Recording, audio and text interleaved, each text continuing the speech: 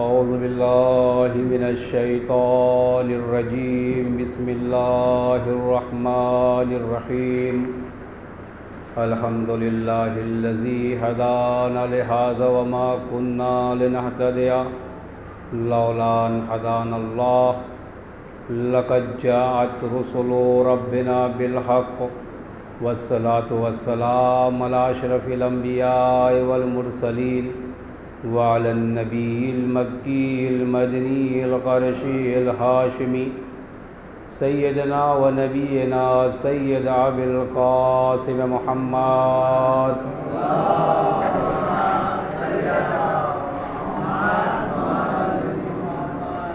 وآله الطيبين الطاهرين المعصومين المظلومين الذين أذهب الله عنهم الرجس وطهرهم تطهيرا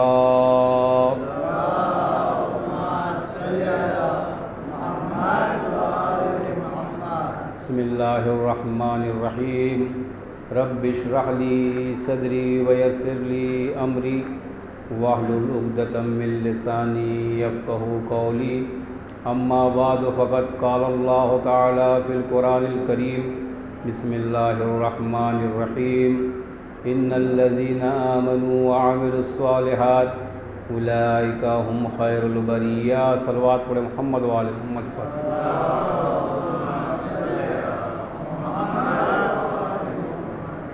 عزیزان گرامی، اللہ کے کائنات قرآن کریم میں ارشاد فرما رہا ہے کہ بے شک وہ لوگ جو ایمان لے آئے اور عمل صالح انجام دیا، اولئک ہم خیر البریہ، وہی لوگ تمام مخلوقات سے افضل ہیں۔ اور مسلسل اس آیت کریمہ کے ذیل میں آپ کے سامنے باتیں پیش ہو رہی ہیں، اور خیر البریہ ہونے کے لیے پہلا معاملہ ہے آمنو کا، کہ پہلا ایمان ہونا چاہیے، اور دوسرا مرحلہ ہے وعمل الصالحات، عمل صالح کا انجام دینا۔ اور ایمان کیسے حاصل ہوتا ہے، ایمان کہاں سے ملے گا، یہ سلسلہ باقاعدہ اس کے تحت آپ یہ جان چکے ہیں کہ ایمان ملتا کہاں سے ہے، ایمان ہوگا کہاں سے۔ وہ زمانے کے عرب، انہوں نے کہا بھائی ہم ایمان لے آئے تو خدا نے انکار کر دیا، کہا نہیں تو ایمان نہیں لائے، ابھی تمہاری زبان سے تمہارے دل تک ایمان نہیں پہنچا۔ یعنی ایمان کا مرتبہ کچھ اور تھا، اور جب ایمان کے بارے میں آپ کو پتہ چل گیا، اور باقاعدہ روایتیں موجود ہیں کہ لوگ اپنے بچوں کا امتحان لیا کرتے تھے، کا امتحان لو، لیا کرتے نہیں تھے، رسول کہہ رہے امتحان لو، ایک امتحان لینا نہیں، ایک مرتبہ کہا نہیں امتحان لیا جائے۔ امتحنوا اولادکم، اپنے بچوں کا امتحان لو بے حبہی، مولا کائنات کی محبت میں، اگر وہ خوش ہو جائے، اگر وہ من احبہ، اگر وہ اس میں سے کوئی اس کو امام سے محبت کر لے، فہو منکم، پس وہ تمہارے میں سے ہے، اور اگر وہ چہرہ بگاڑ لے اور نفرت کا اظہار کرے، فہو لیس منکم، وہ تم میں سے نہیں ہے۔ یعنی معیار ایمان ٹھہرا ولایت حیدر، اگر ولایت حیدر نہیں ہے تو ایمان دور دور تک آپ کو چھو نہیں سکتا۔ اور باقاعدہ جو روایتوں میں موجود ہے، جناب انس سے روایت ہے، کہا کہ ہم باقاعدہ بچوں کو چیک کیا کرتے تھے۔ بچوں کو آج کے زمانے میں چیک کرنا مشکل نہیں ہے، یہودی آتا ہے ہندوستان سے، یہودی کو لے کے چلے جاتے ہیں، دوسری اقوام آتی ہے، ہمارا ڈی این اے کرتی ہے، چلی جاتی ہے، ہمارا خون چیک ہوتا ہے، ڈی این اے ہوتا ہے، کہا بھائی کس خاندان کا، کس نسل کا ہے، کیا کیا ہے، اٹھا کے پہلے کا ڈی این اے کیا تھا، تو وہ لوگ بیان کرتے، انس سے روایت ہے، کہا کہ ہم لوگ باقاعدہ علی کی محبت پہ ڈی این اے کیا کرتے تھے، اگر وہ علی کے نام پہ خوش ہو جایا کرتا تھا تو ہم لوگ بھی خوش ہو جاتے تھے، لیکن اگر معاملہ کہیں گڑبڑا جاتا تو سمجھ جاتے تھے کہ اس کا معاملہ ٹھیک نہیں ہے۔ تو عزیزان گرامی توجہ فرمایا آپ نے، یعنی مولا کائنات کسوٹی تھے، معیار تھے محبت علی معیار ٹھہری تھی اس کے بعد باقاعدہ رسول اکرم کی روایت ہے، یا علی میرے بعد تمہارے بعد یعنی میرے بعد مومنین تمہاری محبت میں پہچانے جائیں گے۔ دعائیں دعا میں جملے آئے ہوئے ہیں کہ علی کسوٹی ہے، معیار ہے ایمان کا، اگر ذرہ برابر اس سے نفرت کا اگر دل میں آپ کے شائبہ ہوا تو معاملہ کہیں نہ کہیں دب رہا ہے۔ تو باقاعدہ ڈی این اے پہلے کا تھا، وہ ولایت حیدر تھی، اگر کوئی اس پہ اتر جاتا تھا تو لوگ خوش ہو جایا کرتے تھے۔ صلوات پڑھے محمد و آل محمد پر۔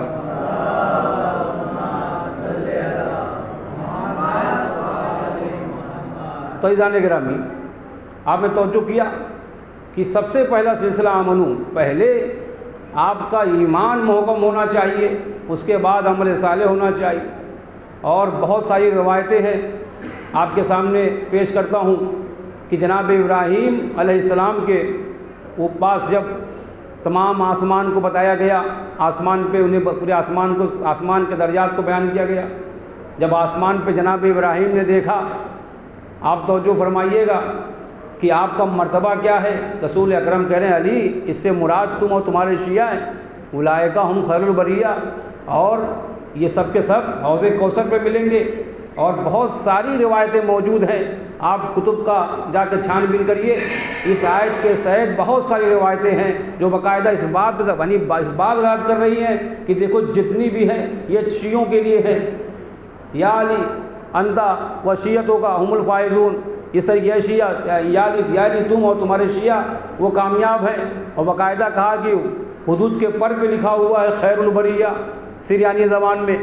تو کہنے کا مقصد یہ ہے، اتنی ساری روایتیں ہیں۔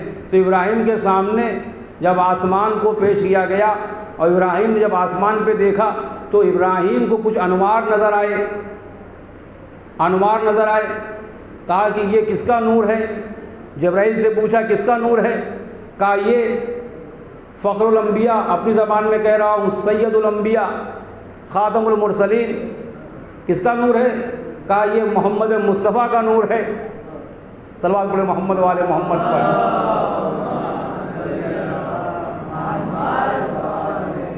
اور سلوار بھی ذرا تیز پڑھا گیا ہے۔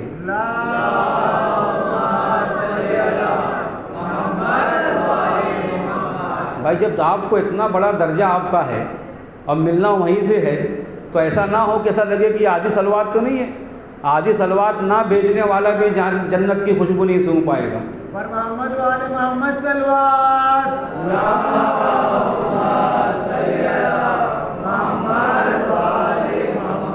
تو جو فرمایا کبھی سلوات کے اوپر ملیس ہو تو کبھی بیان کروں گا۔ تو بہرحال آپ چاہنے والے ہیں تو آپ کی زبان سے جب بھی تذکرہ آ جاتا ہے تو آدمی یا تو سلوات پڑھتا ہے تو نعرہ لگاتا ہے، اگر مزہ آ جاتا ہے، اگر دل کی گہرائی تک بات پہنچ جاتی ہے تو خود اگر محبان حیدر کرار ہے، اگر بیٹھا ہوتا ہے تو کھڑا ہو جاتا ہے، اور جب کھڑا ہو گیا تو آپ نے شاعروں کو دیکھا نہیں کتنا واہ واہ کرتے ہیں کہ چونکہ اس میں مزہ آتا ہے، اور مزے کی چیز بھی ہے، جہاں علی کا نام آتا ہے وہاں مزہ آتا ہے، اور جن کو مزہ نہ آئے تو ان کو اپنا ٹیسٹ کرانا چاہیے۔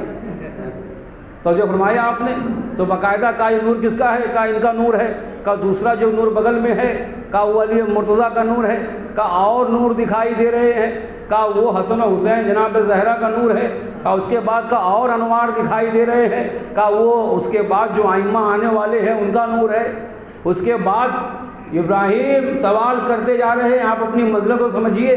کہا کہ میں اور چھوٹے چھوٹے اور نوروں کو دیکھ رہا ہوں، اور بہت سارے نوروں کو دیکھ رہا ہوں، وہ کون سے نور ہیں؟ کہا یہ شیعان حیدر کرار کا نور ہے۔ تو جو فرمایا آپ نے ابراہیم ہے، آسمان پیش کر دیا گیا ہے، ابراہیم آسمان پہ نظر جمائے ہوئے ہیں، اور باقاعدہ جبرائیل بتاتے جا رہے ہیں دیکھو یہ نور ہے، یہ نور ہے۔ آخر میں کہا یہ جو اور نور جو چل رہے ہیں، کہا یہ کون سے نور ہے؟ کہا یہ علی کے شیعوں کے نور ہے، یہ ائمہ کے چاہنے والوں کے نور ہے۔ ابراہیم نے وہاں پہ ہاتھ پھیلا دیا، اے میرے پروردگار ہمیں بھی ان کے شیعوں میں سے قرار دے دے۔ صلوات پڑھے محمد و آل محمد پر۔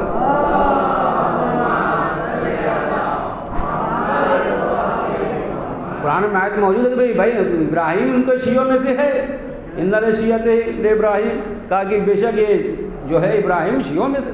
تو تو ہماری اس کا جو اس کی تفسیر بیان کی گئی تو اس کے ضمن قرآن کی تفسیر میں یہ بیان کیا گیا تاکہ ابراہیم نے جب دیکھا، جب نور شیعوں کا دیکھا، اب تمنا جا کے کہا کہ بھائی میں یعنی مجھے بھی ان میں سے قرار دیتے، تو یہ مرتبہ اولئک ہم خیر البریہ، صلوات پڑھیں محمد و آل محمد پر۔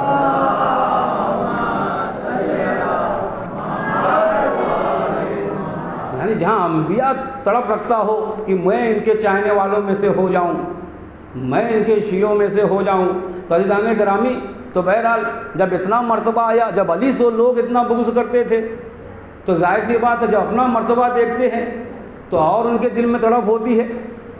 کہا یہ کیا مسئلہ، یہ بھی آدمی ہم بھی آدمی، مسئلہ وہی ہو گیا، یہ بھی ہم کو اپنے جیسا سمجھ رہے ہیں۔ بھائی ہم نے تھوڑی کہا ہے کہ ہم آپ کے جیسے، ہم نے کہا کہ ہم آپ کے جیسے مگر تم ہمارے جیسے ہو، یہ تو نہیں ہوا نا۔ رسول اکرم نے کیا کہا تھا کہ میں تمہارے جیسا ہوں، یہ نہیں کہا کہ تم ہمارے جیسے ہو۔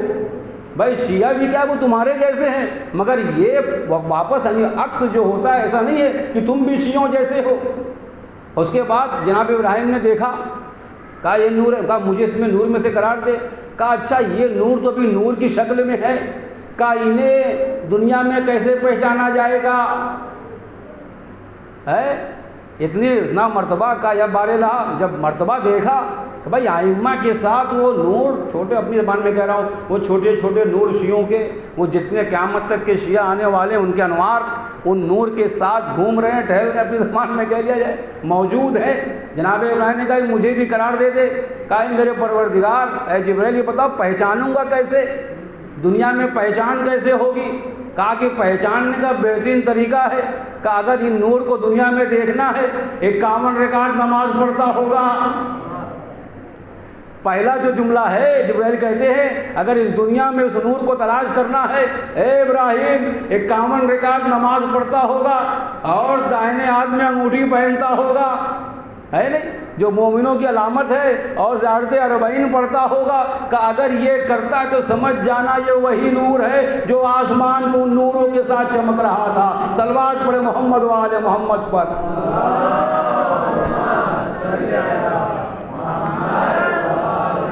پہلے تو بہت مزہ آیا، لیکن جب 51 رکعت کا نام سنے تو تھوڑا سا معاملہ گڑبڑا جاتا ہے۔ اب 17 پڑھ لیتے ہیں بہت ہے نہیں 51 کا معاملہ، اب رات میں کون اٹھے گا، نماز تہجد پڑھے گا، دماغ خراب ہے، نیند آتی ہے۔ اتنا مرتبہ ہے نماز شب کا، نماز واجب پڑھنے کے بعد روایتوں میں موجود ہے کہ اگر وہ نماز پڑھتے پڑھتے اس کا سر نیند سے ڈھلک جائے تو خدا کو یہ بھی ادا بہت پسند ہے۔ سمجھئے واجب پڑھنے کے بعد، مگر مطلب واجب نہیں پڑھ خالی نماز شب پڑھا فائدہ نہیں، کب پہچان یہ ہے تو ظاہر سی بات اپنے کو اب چیک کرنا پڑے گا، پیمانہ یہی ہے 51 رکعت نماز پڑھتا ہو، انگوٹھی تو ہم بھی پہنتے ہیں، انگوٹھی پہننا آسان ہے، اور زیادہ اربعین ہے، اور 1-2 نشانیاں بتائی، کہا دیکھو یہ نشانی ہے تو سمجھ جانا ابراہیم دنیا میں وہی نور گھوم رہے ہیں اور مرنے کے بعد بھی وہیں پہنچ جائیں گے۔ تو جو فرمایا آپ نے تو چیک کرنا چاہیے۔ اب ظاہر سے اتنے فضائل ہیں، اور جہاں دیکھیے جب جتنا آدمی بڑا ہوتا ہے اتنے دشمن بنتے جاتے ہیں، یہ حقیقت ہے نہیں دنیا کی۔ آپ چھوٹے آدمی تو ہر آدمی آپ سے ترحم سے ارے بہت اچھا آدمی ہے، اور اچھا، جہاں آپ کے پاس 2 گاڑی آ گئی، 2 فلیٹ آ گیا، کہا ٹھیک ہے لیکن سب پکا نہیں ہے، سب جانتا نہیں اس کے بارے میں کتنی محنت سے کمایا ہے۔ کہا تم آج اس کا سفید کپڑا دیکھ رہے ہو، تم آج اس کے بنے ہوئے گھر کو اچھا دیکھ رہے ہو، یعنی اس پہ پی او پی کرا ہوا گھر دیکھ رہے ہو، کاش تم اس کی ترقی دیکھ رہے ہو کتنا کامیاب آدمی ہے، لیکن تم نے کبھی اس کا ماضی نہیں دیکھا کہ اس کے ہاتھ پہ کتنے چھالے پڑے اس کو یہاں تک پہنچنے میں، کتنا اس نے جوتا گھسا ہے یہاں تک پہنچنے میں۔ تو آدمی دشمنی اختیار، جیسے آدمی بڑا ہوتا ہے تو دشمن پیدا ہو جاتے ہیں، اور یہاں تو معاملہ شہد کی مکھی والا ہے کہ اگر ان کو معلوم ہو جائے کہ شہد ہے تو تمہاری جان لینے پہ اتارو ہو جائیں گے۔ تو مسئلہ یہی ہوا کہ اب شیعوں دشمنی کرنے لگے، کہا بھائی یہ کیسا ہے شیعہ ایسے اور سب کے سب شیعہ جنت میں جائیں گے، یا علی شیعتوں کا، اے علی تمہارے شیعہ سب کے سب فائز ہیں، کامیاب ہیں، اور سب کے سب جنت میں جائیں گے۔ ایک آدمی آ گیا امام کے پاس، موڈ خراب رہا ہوگا آپ کی زبان میں کہ ایسا کیسے ہے، آ گیا امام کے پاس، کہا یہ اپنا رسول اللہ آپ کہتے ہیں کہ آپ کے شیعہ سب جنت میں جائیں. کہا ہاں ہم کہتے ہیں ہمارے شیعہ سب جنت میں جائیں گے. کہا لیکن میں دیکھتا ہوں کہ آپ کے شیعہ بعض بہت گڑبڑ آدمی ہیں. آپ کا نام لیتے ہیں مذنبون، گناہ کرنے والے ہیں. نماز پڑھنے کے بعد چھوڑی دیتے ہیں. کہا گناہ کرتے ہیں، اور اگر وہ جہنم میں گئے اپنے گناہ کے بدلے تو آپ یہ بتائیے جو جہنم میں پہلے سے پہنچا ہوا ہے، جو آپ کا محب نہیں ہے، جو آپ کا شیعہ نہیں ہے، وہ تو جہنم میں جائے گا. اب وہ اس کی مزہ لے گا کہ بھائی تم تو بہت بول رہے تھے کہ بھائی شیعتوں کا ہم الفائزون، تمہارے شیعہ سب جنت میں جائیں گے. اب وہ جہنم والے مزہ لیں گے تو کیا ہوگا؟ اور ہم دیکھتے ہیں کہ آپ کے شیعہ گناہ کرتے ہیں، کسی کا مال ہڑپ کر لیتے ہیں اور گناہ چھوٹے موٹے انجام دیتے ہیں، یہاں تک کہ بڑے گناہ بھی کرتے ہیں، اور آپ کہتے ہیں کہ دیکھو جنت میں جائے گا. سامنے والا پوچھ رہا ہے، کہا دیکھو جنت میں جائے گا.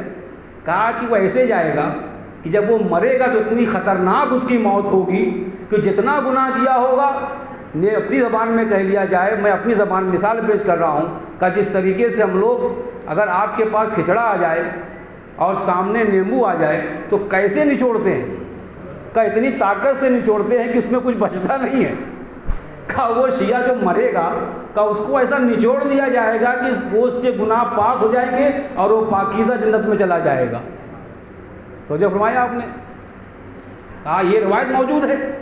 پھر کہتا ہے کہ امام نے کہا کہ دیکھو اور بھی بات ہے. کہا کہ آپ کے شیعہ گناہ کرتے ہیں، کھلم کھلا گناہ کرتے ہیں، اور آپ کا دعویٰ یہ ہے کہ سب کے سب جنت جائیں. کہا امام نے کہا دیکھو معاملہ ایسا ہے کہ اگر شیعہ ہے، ہمارا چاہنے والا ہے، تو خدا اس کو کیا کر دے گا؟ بے دین، کا اس کو قرض میں مبتلا کر دے گا. نہیں سکون اٹھا پائے گا نہیں. اگر گڑبڑ آدمی ہے، گناہ گار آدمی ہے، تو خدا اس کو، امام کہتے ہیں بے دین، کا اس کو قرض میں مبتلا کر دے گا. یعنی ہمیشہ ٹینشن رہے گا، اس کو دینا، اس کو دینا، اس کا باقی اس کا باقی ہے. یعنی پوری زندگی اس کی ایسے کٹ جائے گی. کہا وہ جو قرضہ ہے وہ اس کے لیے کفارہ ہو جائے گا. جو اس نے گناہ کیا ہے، اب جو بھی گناہ کیا اس نے وہ قرضے میں مبتلا کر دے گا. اب پوچھنے والا پوچھتا ہے، کہا کہ اگر قرضے پہ قرضہ نہیں ہوا تو، مطلب گناہ کیا اور قرض میں مبتلا نہیں ہوا تو؟ سامنے والا بھی لگتا ہے گڑبڑ آدمی ہے، یا مثلاً یا شیعوں کی یہ دو بات ہے. یا تو اس کے دل میں یہ کھسک ہے کہ بھائی یہ شیعہ سب کے سب گناہ کرتے ہیں اور امام کہتا ہے ان کا جنت میں جائیں گے، بھائی ہے تو یا تو یہ اور شیعوں کی فضیلت کو اجاگر کرنا چاہتا ہے، یا اس کے دل میں بھی کہیں نہ کہیں ایک نقطہ سیاہی ہے، کالا پن ہے جو شیعوں کے حسد رکھتا ہے. کام یمن رسول اللہ آپ کہتے ہیں کہ اس کو قرض میں مبتلا کر دے گا. اگر اس کو وہ قرض میں مبتلا نہیں ہوا تو؟ کہا دیکھو قرض میں مبتلا نہیں ہوا تو خدا اس کو کوئی بیماری دے دے گا. خدا اس کو کوئی بیماری دے دے گا کہ وہ دنیا میں اس بیماری کو جھیلتا رہے گا، جھیلتا رہے گا، اور جتنا جھیلے گا اس کے گناہ کم ہوتے چلے جائیں گے جتنی گناہ کرے گا. پہلا قرض، دوسرا بیماری. کہا اگر بیمار بھی نہیں ہوا تو؟ اے سامنے والا بھی پیچھے پڑا ہوا ہے. سن رہے ہیں نا؟ ایک نئی بات سمجھ میں آ رہی. سوال پڑے محمد والے محمد پر.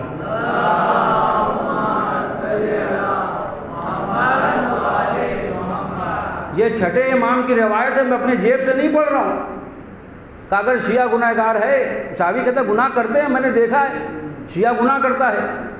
کہا کیا ہوگا؟ کہ قرض میں مبتلا کر دے گا. کہا دوسرا، اب گناہ کرنے میں یہ نہیں کون سا چھوٹے گناہ کرتا ہے بڑے گناہ کرتا ہے، گناہ کار ہے، اب چھوٹا کرتا ہو بڑا کرتا ہو. کہا قرض میں مبتلا کر دے گا، اور نہیں تو بیماری دے دے گا، اسی بیماری میں اس کی زندگی ختم ہو جائے گی، اور وہ بیماری اس کی جو ہے وہی اس کے گناہ کا کفارہ ہو جائے گا. کہا تیسرا، کہا اگر بیمار بھی نہیں ہوا تو؟ یہ سامنے والا بھی لگا ہوا ہے. کہا قرض میں مبتلا نہیں ہوا، بیمار نہیں ہوا. کہا دیکھو اگر بیمار بھی نہیں ہوا تو اس کو بہت ہی گھٹیا پڑوسی دے دے گا. وہ جس کا پڑوسی ہوگا تو اس سے پناہ مانگے، گھر بیچ کے بھاگ جائے. امام کہتے بیچارین کا اس کا جو ہمسایہ ہوگا وہ خطرناک ہوگا. اور وہ ہمسایہ اس کا پورا اس گناہ کا بدلہ لے لے گا. جتنا گناہ کیا ہے اتنا ٹینشن میں رہ کے اس کے گناہ ختم ہو جائیں گے. اب وہ کہتا اگر پڑوسی بھی صحیح نکل گیا, نہ قرض اس کے اوپر آیا, نہ وہ بیمار ہوا, نہ پڑوسی اس کو خراب ملا. اب ایک جملہ امام نے کہا اس کو بزوجۃ السوء, اس کو بہت ہی خطرناک بیوی عطا کر دے گا. کہا کہ اس کو بہت ہی خطرناک بیوی عطا کر دے گا جو بد زبان ہوگی, اپنی زبان میں کہہ رہا ہوں. کہا وہ اس کو تنگ کرتی رہے گی, کہا وہ تنگ کرنا اس کے گناہ کا کفارہ ہوتا رہے گا. اب معاملہ بیوی کا آیا ہے تو اب ایسا مسئلہ نہیں کہ تمام بیویاں مثلا معاذ اللہ ایسی ہوتی ہیں, ہے نہیں. اپنی خواتین ہیں, اور یہ جہاں روایتیں جب امام نے جہاں یہ کہا ہے تو وہاں پہ بھائی ایسا بھی کہا کہ بعض مرد بھی بڑے خطرناک ہوتے ہیں.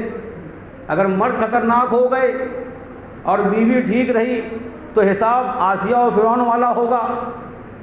تو جو فرمایا آپ نے, تو اپنے یہاں جو خواتین کی یہ اتنی ساری اتنی چیزیں بیان کی گئی ہیں, ایسا نہیں کہ اسلام میں خواتین کا درجہ بہت کم ہے. نہیں, کہا ایک پریشانی کی وجہ ایک ہے جو آپ کی بیوی جو آپ کی تابع نہ ہو. بھئی عورت کا مطلب کیا ہوتا ہے؟ عورت کا مطلب کیا ہے؟ کبھی آپ نے لفظ غور کیا؟ عورت یعنی عین سے عقل مند, اور آدمی اس کو بیوقوف سمجھتا ہے.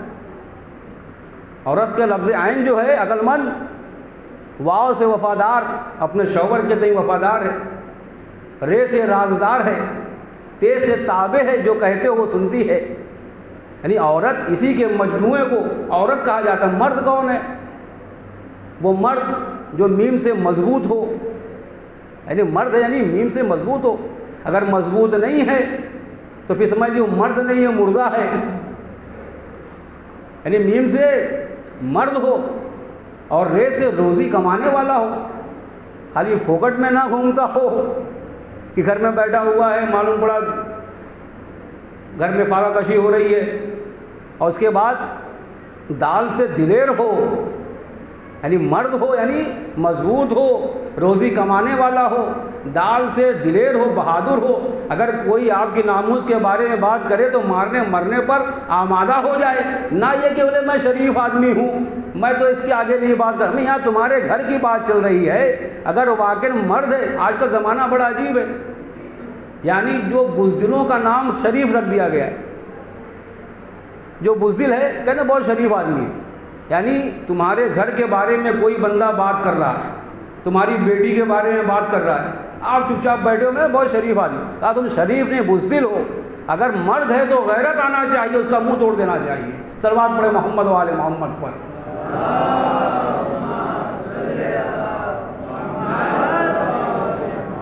یعنی جہاں پہ یعنی واقعی جہاں پہ اب اسلام نے جہاں عورتوں کا یہ پرابلم تھا عرب میں کہ کس طریقے سے بیچا خریدا کرتے تھے اور دفنا دیا کرتے تھے, لیکن اسلام نے آنے کے بعد انہی خواتین کا درجہ آسمان تک پہنچا دیا.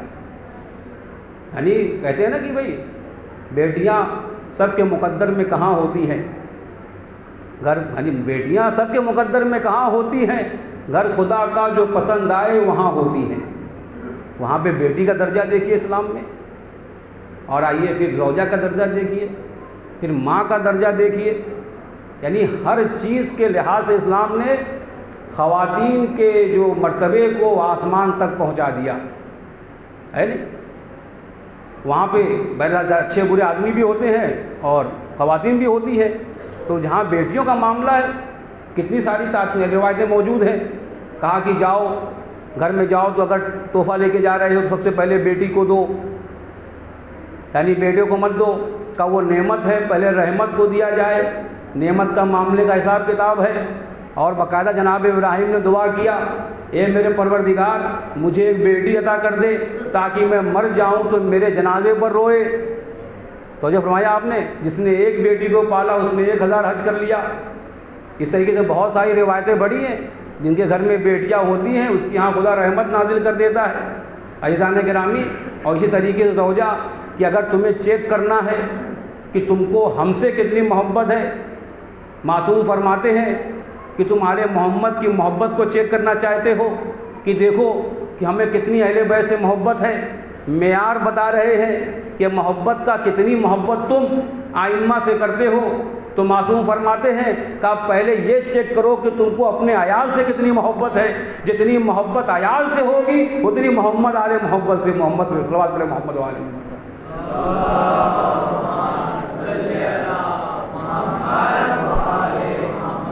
تو جو فرمایا آپ نے جتنی محبت آپ کو اپنے بچوں اپنے اہل عیال اپنی فیملی سے ہے مسکرا کر بات کریے تو اتنا ثواب ہے, بیٹھ جائیے تو اتنا ثواب ہے. یہ کون سے دھرم میں ہے, کون سے دین میں ہے؟ یہ اسلام ہے جس نے یعنی آسمان تک پہنچا دیا.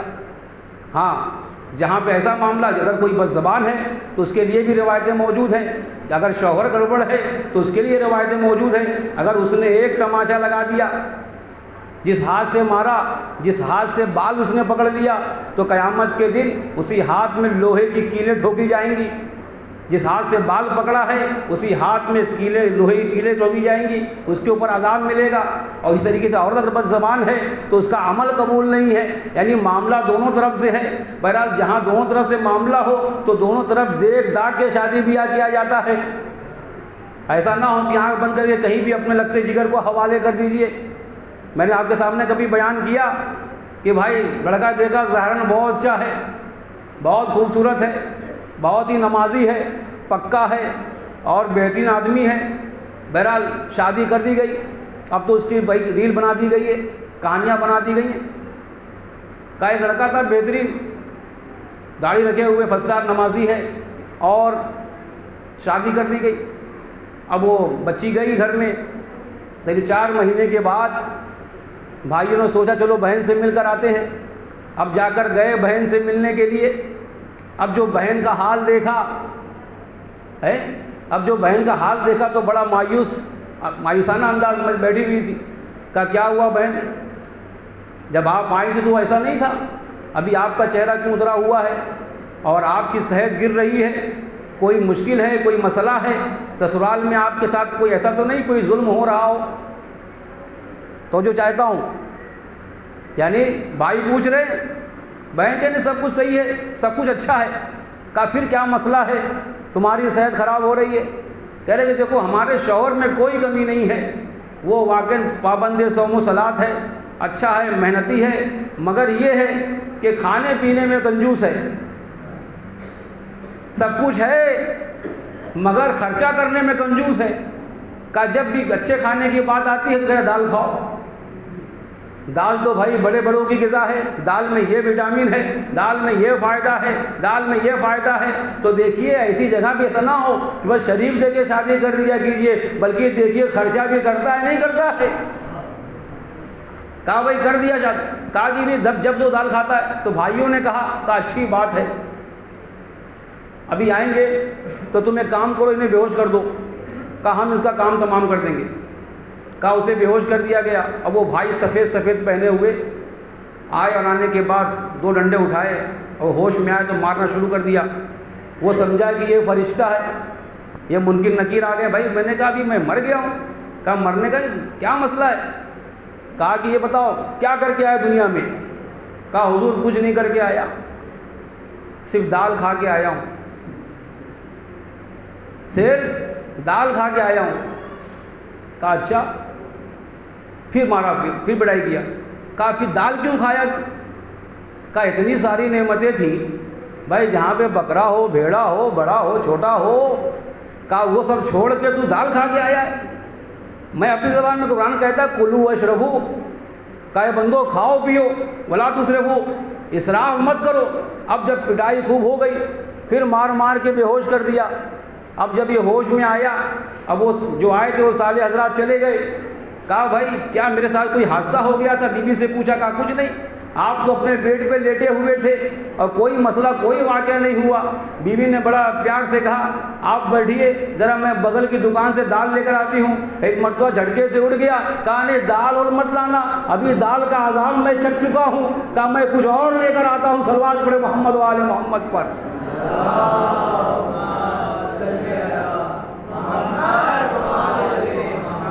تو جو فرمایا آپ نے, دیکھیے جب بھی میاں بیوی ہو یا آپ کی بھائی بھی, رشتہ دیکھ کے کیا جاتا ہے, برابر کا رشتہ ہو, ہر لحاظ سے گھر کے بارے میں معلوم ہو. اور میاں بیوی کا جھگڑا اگر ہو تو شوہر کو چاہیے کہ شرافت سے باہر چلا جائے.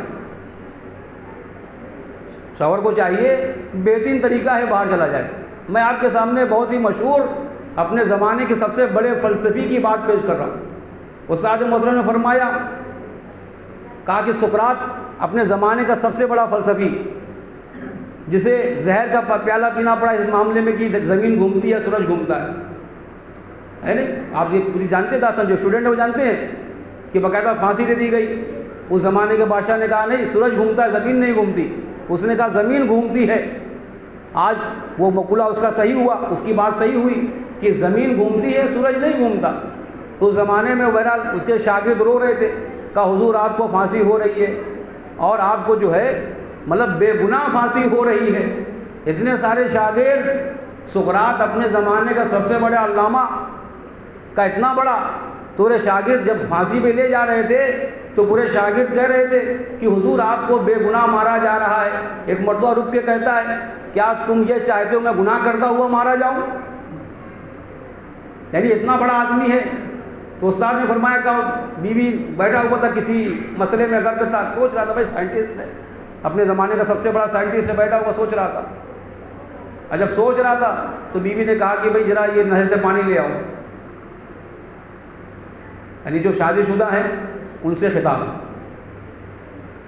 کہا بھائی ذرا بغل سے پانی لے آؤ۔ تو اب تو اس نے سنا نہیں، چونکہ بھائی وہ سائنٹسٹ ہے، اپنا وہ فلسفی سوچ رہا ہے، اپنا کسی مسئلے میں غرق ہے۔ ایک بار بیوی نے کہا، دو بار کہا، تیسری بار کہا، چوتھی بار خود اس نے مٹکا اٹھایا۔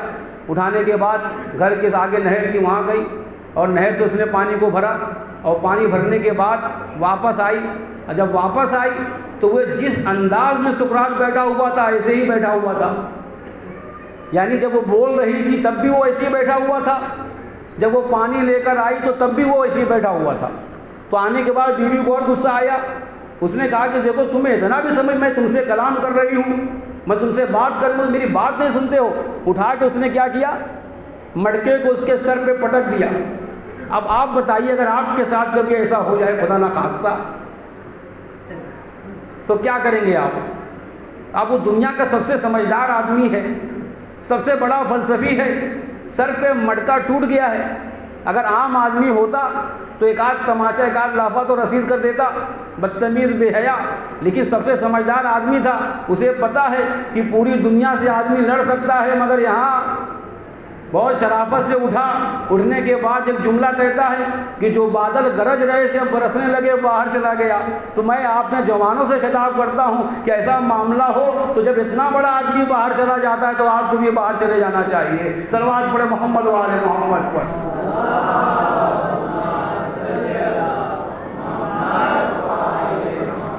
تو بہت احترام ہے۔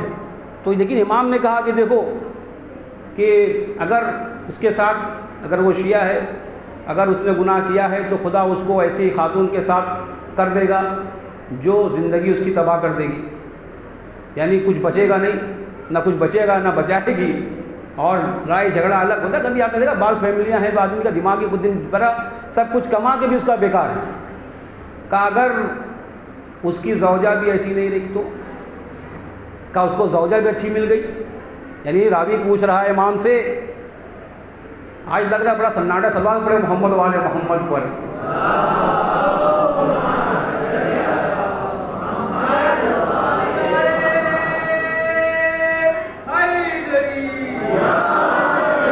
آج قلب لشکر غائب ہے، خالی میمنہ بچا ہے، میسرہ بھی کم ہے۔ قریب قریب آؤ، جوان آدمی ہو، محبان حیدر کرار ہو۔ کل کی روایت سنا، امتحنوا اولادکم، اپنی اولاد کا امتحان لو ولایت حیدر پر۔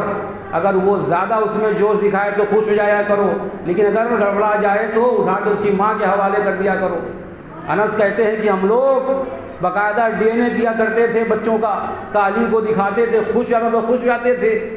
تو تم تو خاندانی آدمی ہو، تم تو سب سے بڑے ہو۔ عزیزان گرامی، تو کیا ہوا؟ کہا کہ اگر بیوی اس کو صحیح مل گئی تو نہ قرض میں مبتلا ہوا، نہ پڑوسی بھی اچھا مل گیا، اور اس کے بعد بیوی بھی اچھی مل گئی۔ اب کیا ہوگا؟ کہا دیکھو اگر وہ مرے گا تو اس کے ساتھ یہ ہوگا کہ اس کا معاملہ وہ پاک ہو کر جائے گا۔ کہا اگر مرنے کے ٹائم بھی اگر وہ مرنے کے ٹائم صحیح رہا، یا امام نے فرمایا کہا کہ توبہ کی خدا توفیق دے دے گا، خدا اس کو توبہ کرنے کی توفیق دے دے گا۔ ایک مرتبہ راوی کہتا ہے کہ اگر اس کو توفیق نہ ملی تو ایک مرتبہ امام کو غصہ آیا، کہا دو زانو مڑ کے بیٹھ گئے، کہا تیری آنکھ پھوٹ جائے۔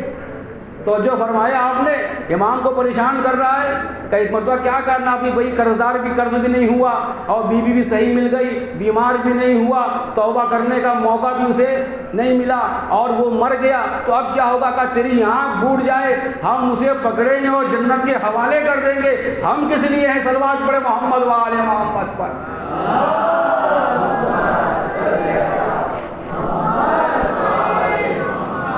یعنی امام بیٹھے تو اڑ کے زانو بیٹھے گا، تیری آنکھ پھوٹ جائے، تو کیا بات کرتا ہے ہمارے شیعوں کے بارے میں؟ کہ ہم اسے جنت کے حوالے کریں، اٹھائیں گے جنت۔ یہ روایت مرسلہ ہے۔ عزیزان گرامی، چونکہ جنت میں داخل ہونے کا معیار جو سب سے پہلا ہے ولایت حیدر کا ہے۔ کچھ لوگ جمع تھے اور نمبر 2 کا معاملہ تھا اور تعریف وارف خوب کر رہے تھے۔ کل معاملہ شیطان پہ ختم ہوا تھا، کل بیٹے پہ ختم ہوا تھا، آج باپ پہ ختم کرتا ہوں۔ وہ بیٹے پہ، وہ کون تھا؟ ابلیس کا جنات تھا۔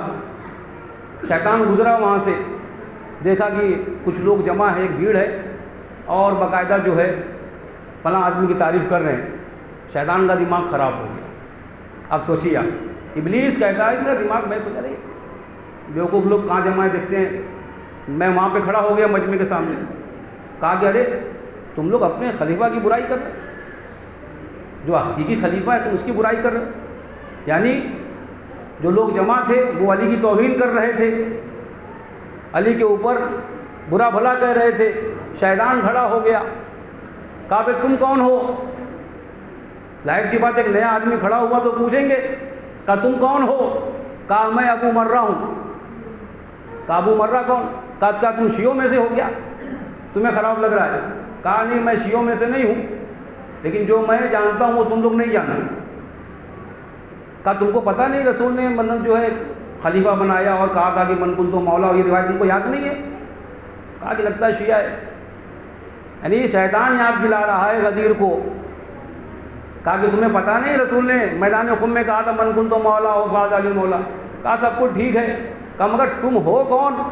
ہم تو اپنی بات کر رہے ہیں۔ کہا میں وہ ہوں، جملہ کہتا ہے میں وہ ہوں، اگر علی کی محبت اس کے دل میں نہ ہو تو میں اس کے مال اور اس کے بیٹے میں شریک ہو جاتا ہوں۔ تو جو فرمایا آپ نے، یعنی کون بتایا؟ کہا کہ تم کون ہو؟ کہا میں وہ ہوں کہ اگر علی کی محبت اس کے پاس نہ ہو تو میں اس کے مال اور اس کے بیٹے کے پیدا ہونے میں شریک ہو جاتا ہوں، میں وہ ہوں۔ اور تم جانتے ہو علی کون ہے؟ کہا میں جناتوں میں خدا نے جنات کی نسل کو ختم کیا اور اس میں سے 12,000 سال میں سجدہ کرنے والا۔ کہا ہماری نسلوں کو خدا نے تباہ کر دیا، 12,000 سال میں چونکہ سجدہ کر چکا تھا تو خدا نے مجھے آسمان پہ اٹھا لیا۔ تو جو چاہتا کون کرے؟ ابلیس کہہ رہا ہے، اپنے ابو مرہ بتاتا ہے، کہا دیکھو میں علی کو چاہتا تو نہیں ہوں، لیکن میں جو علی کے بارے میں جانتا ہوں تم نہیں جانتے۔ کہا 12,000 سال میں نے سجدہ کیا، خدا نے مجھے آسمان پہ اٹھا لیا۔ کہا ایک مرتبہ میں آسمان پہ بیٹھا ہوا تھا، ایک اس نوروں میں سے ایک ایسے نور کو دیکھا جو میرے سامنے سے جا رہا تھا۔ میں نے پوچھا بھئی یہ کس کا نور ہے؟ کیا کسی نبی کا نور ہے یا کسی ملک کا نور ہے؟ کہا وہاں سے آواز آئی، کہا نہ یہ نبی کا نور ہے نہ یہ ملک کا نور ہے، یہ علی ابن ابی طالب کا نور ہے۔ صلوات پڑھے محمد و آل محمد پر۔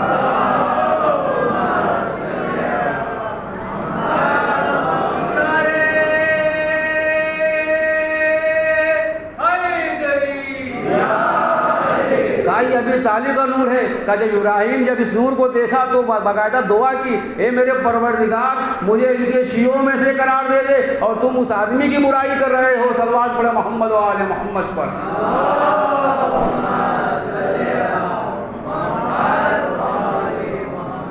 یعنی کتنا عجیب ماحول تھا عزیزان گرامی۔ تو یہ جو فضائل تھے یہ سبب بن گئے اہل بیت کو ستانے کا۔ ہر آدمی کو یہی تکلیف تھی کہ اتنے فضائل کے کیسے ہو سکتے ہیں؟ ہماری کتابوں میں نہیں، تمام کتابوں میں بھرا پڑا ہوا ہے۔ جو اہل بیت سے محبت نہیں کرے گا اس کے ساتھ یہ ہوگا، جو عادی سلوات بھیجے گا اس کے ساتھ یہ ہوگا، ذرہ برابر دشمنی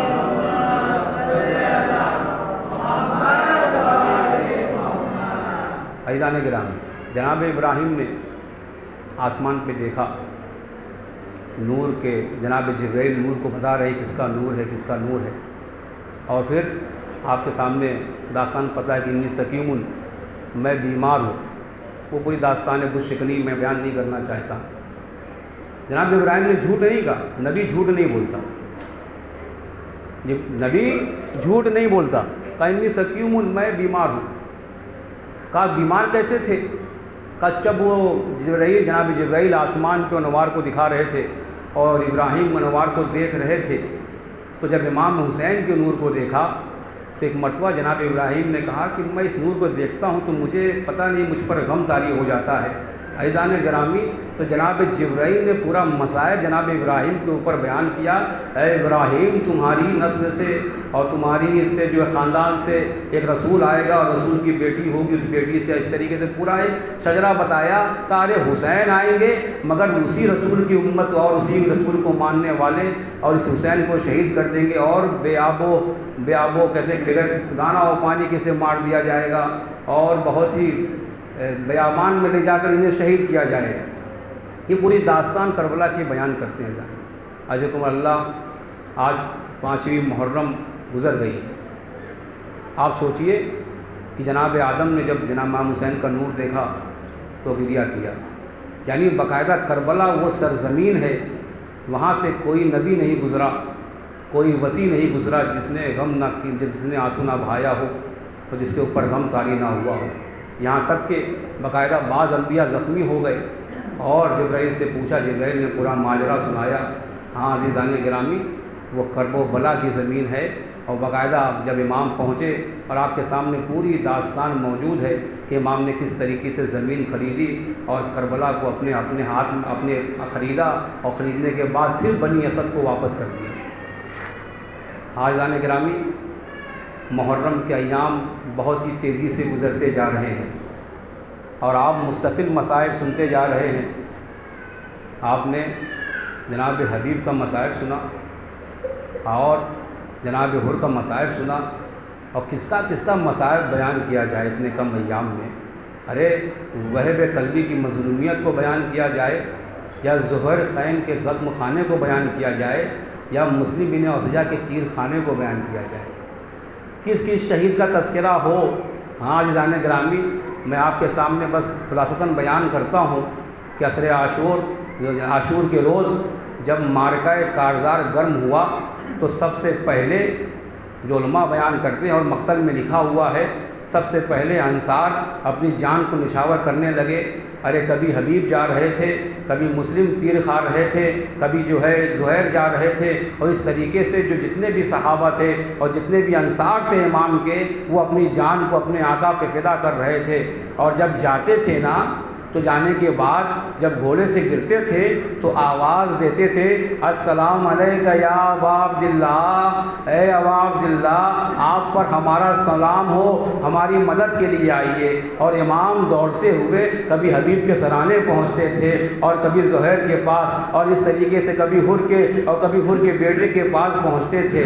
ابھی تک جو سلام آ رہا تھا وہ یہ سلام آ رہا تھا، اے میرے آقا میرا سلام قبول کریے۔ ہاں عزیزان گرامی، جب انصار میں سے کوئی شہید ہوتا تھا تو وہ سلام کرتا تھا، السلام علیکہ یا ابا عبداللہ، اے ابا عبداللہ، اے میرے آقا ہماری مدد کے لیے آئیے۔ لیکن جب انصار شہید ہو گئے، اب عائزہ کی باری آئی ہے نا، اب سلام کا یہ معاملہ الگ ہو گیا ہے، اب سلام کا آنے کا انداز الگ ہو گیا ہے۔ اب یہ سلام ابا عبداللہ کے ذریعے سے نہیں آتا، اب یہ سلام میرے آقا مدد کو آئیے نہیں آتا، اب جو سلام آتا ہے، اے چچا جان مدد کو آئیے، اے مامو جان مدد کو آئیے، اے بابا جان آپ پر میرا سلام ہو۔ اب یہ سلام کا لہجہ بدل گیا۔ ہاں عزیزان گرامی، آج یہ 5 محرم ہے، آج کس کے مسائب پڑھے جاتے ہیں؟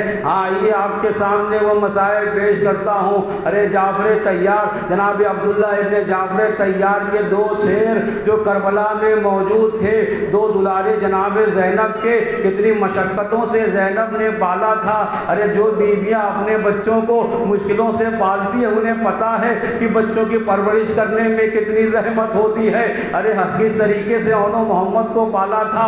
یہ طفلان جناب زینب کبریٰ، یہ جناب جعفر کے پوتے اتنے بہادر تھے۔ ارے انہوں نے سیکھا کہاں تھا؟ ارے سیکھنے والے یہ صلاح خان عباسی کے یہ جو مجاہد تھے، انہوں نے جناب عباس سے رزم کو سیکھا تھا اور جنگ کرنا سیکھا تھا۔ یہ طفلان جناب زینب ہیں۔ ہاں عزیزان گرامی، یہ دو بیٹے ہیں انہوں محمد جناب زینب کے۔ جب بھی میں دو بیٹوں کا تذکرہ میرے سامنے ہوتا ہے، ارے جناب مسلم کا بھی تذکرہ میری نظروں میں آ جاتا ہے۔ ارے طفلان مسلم کا بھی تذکرہ، وہ بھی دو بیٹے تھے۔ علماء بیان کرتے ہیں ارے جب یہ فوج اشیاء اس حرم میں آئی تھی نا تو یہ دونوں بیٹے ارے یہ گھبرا کر اس کربلا سے بچھڑ گئے تھے اور کیسے کیسے کوفہ پہنچے، اور کوفہ میں جب 1 سال کے لیے انہیں قید کر دیا گیا، اور جب قید سے چھوٹے ہیں اور جب اس خادم نے چھوڑا ہے، ارے عمر کتنی ہے جناب مسلم کے بیٹوں کی؟ میں مسائل کو بہت پلا دیتا ہوں، معاف فرمائیے گا عزیزان گرامی۔ ارباب ازا علماء بیان کرتے ہیں کہ یہ جو طفلان مسلم تھے نا، یہ کربلا کی اس رات سے غائب ہو گئے تھے۔ بعض علماء بیان کرتے ہیں ارے کوفہ میں موجود تھے اور مشکور نے جب چھوڑا، اور ان کی عمر ابھی زیادہ نہیں تھی، 8 برس یا 9 برس ان دونوں کی عمر تھی۔ کہتے ہیں کہ جب یہ چھوٹے تو دور سے کسی معظمہ کو آتے ہوئے دیکھا۔ ارے چھوٹوں بچوں کی علامت یہ ہے کہ اگر ان کے مشابہ کوئی، ان کی ماں کے مشابہ ارے کوئی خاتون آ رہی ہو تو وہ دوڑ کر نقاب کو پکڑ لیتے ہیں۔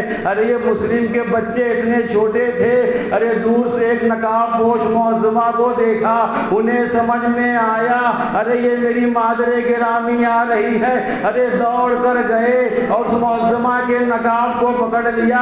ایک مرتبہ اس بیوی نے دیکھا، ارے گھبرا گئی، کہا تم کون ہو؟ کہا ارے ہم مسلم کے بچے ہیں۔ ارے وہ معظمہ نیک تھی، ارے ان بچوں کو اپنے ساتھ میں لیا، لیکن وہ معظمہ بھی ان دونوں بچوں کو نہ بچا پائی۔ ارے کچھ بیویاں ایسی ہیں کربلا میں جنہوں نے کبھی سایہ نہ دیکھا، ارے نہ کبھی سائے میں بیٹھی۔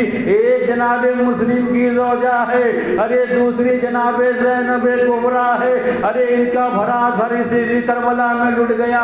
ہاں عزیزان گرامی، وہ معظمہ بھی نہ بچا پائی۔ میں کہوں گا اے جناب زینب، ارے آپ کے بچے جب لڑ رہے تھے اور آپ کے بچے لڑنے گئے، آپ نے خود آمادہ کیا، آپ نے خود سر میں کنگھی کیا، آپ نے خود ہی لباس پہنایا، لیکن یہ طفلان مسلم ارے انہیں کوئی دیکھنے والا نہ تھا، اور یہ کیسے شہید کر دیے گئے۔ اے زینب کبریٰ کا بچوں کو تیار کیا، اور محمد کو تیار کیا اور بھیا کے حوالے کیا، مگر بھائی ہے جو اپنے بھانجوں کو بھیجنا نہیں چاہتا۔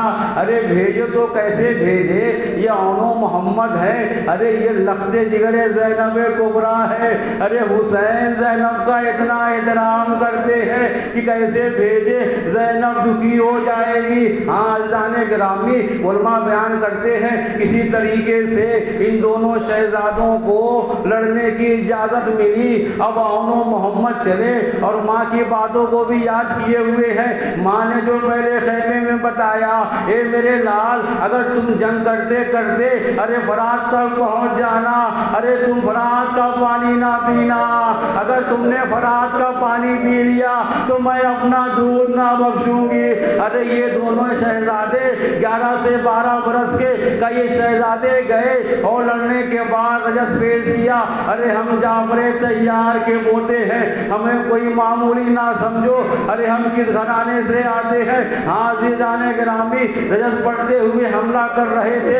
حملہ اتنا زوردار تھا، ارے کیوں زوردار نہ ہوتا، جناب عباس نے سکھایا تھا، یہ عباس کے مجاہد تھے کا اس طریقے سے حملہ کر رہے تھے۔ ارباب ازا عمر سعد اپنا خیمہ چھوڑ کر بھاگا۔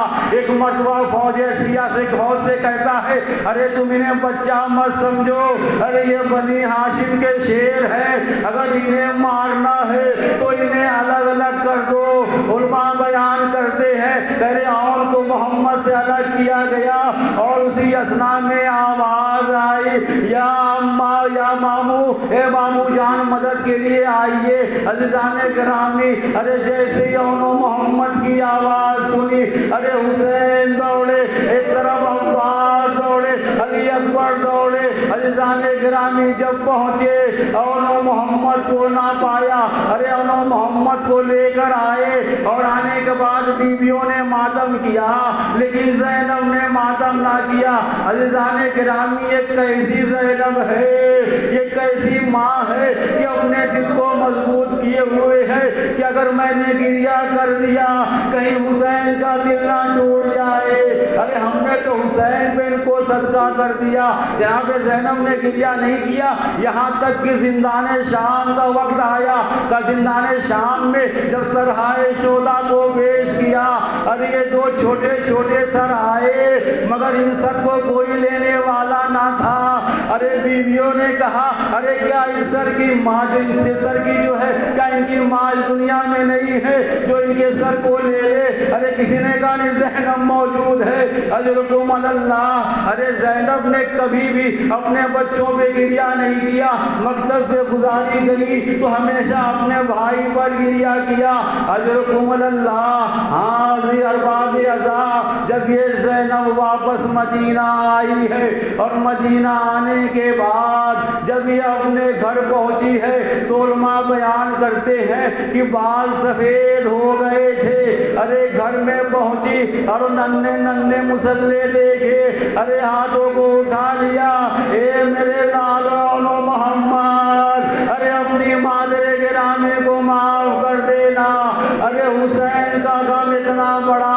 اجرکم اللہ۔ ہاں عزیزو، کہتے ہیں جناب زینب گھر میں بیٹھی ہوئی تھی اور جناب عبداللہ آئے، آنے کے بعد جناب زینب کو نہ پہچانا، ارے پورے سر کے بال سفید ہو گئے تھے۔ عبداللہ نے کہا اے بی بی آپ کہیں غلط تو نہیں آ گئی ہیں؟ ارے یہ عبداللہ کا گھر ہے، ارے کہیں آپ اشتباہن تو نہیں آ گئی ہیں؟ ایک مرتبہ جناب زینب نے کہا اے عبداللہ ارے تم نے پہچانا نہیں، ارے میں زینب، ارے میں زینب کبریٰ۔ ایک مرتبہ جیسے زینب کا نام سنا، ارے عبداللہ گھبرا گئے، کہا اے زینب میں یہ کیا حال دیکھ رہا ہوں، ارے میں کیا ماجرا سن رہا ہوں۔ ایک مرتبہ جناب زینب سے پوچھتے ہیں اے زینب یہ بتاؤ کہ ہمارے لاڈلوں نے کیسے جنگ کی؟ ارے جعفر طیار کے پوتے نے جیسی جنگ کی۔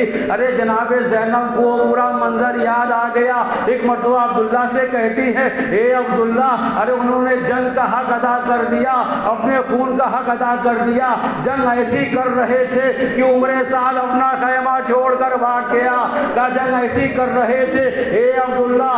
اس طریقے جنگ کرتے کرتے بچوں کی جنگ بیان کرنے میں زینب اتنا میں ہو گئی، اے ارباب عزا ایک مرتبہ ردا کہتے ہاتھوں سے سرک گئی اور جناب عبداللہ کی نظر ارے ان کلائیوں پہ پڑی جس میں ریشمانے ظلم باندھے گئے تھے۔